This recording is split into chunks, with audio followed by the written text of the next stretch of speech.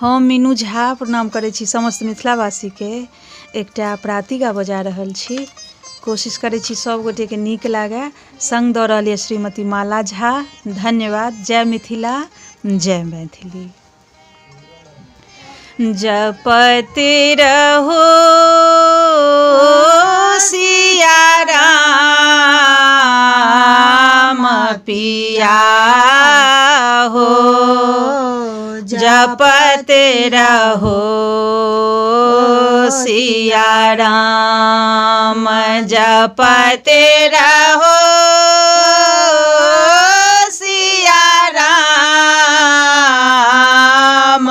पिया हो, जपते रहो सिया राम। जहिया से पिया सिया हरे लाओला, जहिया सा पिया सिया हरे लाओला, फरकत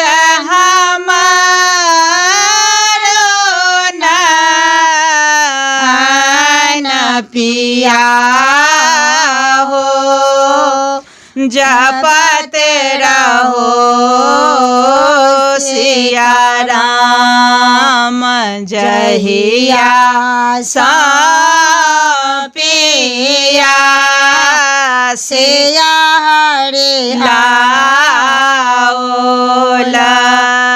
दिन भेला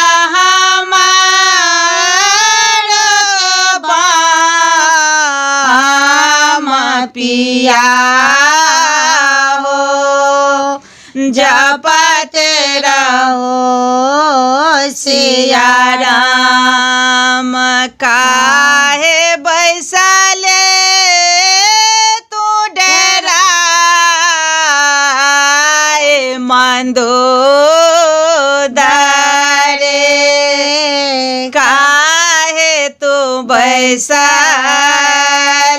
डेराए में, आज पवन सोता आंगनों ने बाहर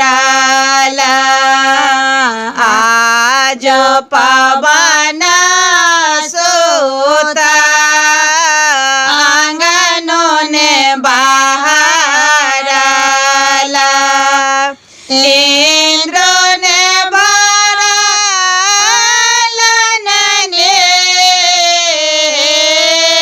पिया हो, जपते रहो सिया राम।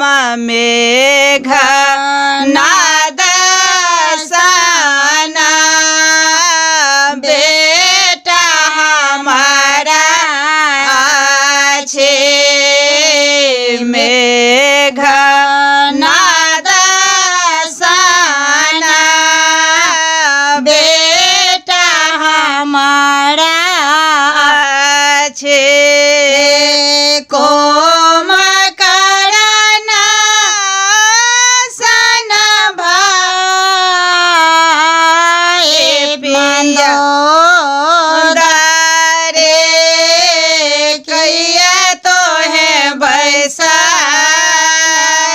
डेराए रावण सन केरा स्वामी तोहरा छाके, रावण सन के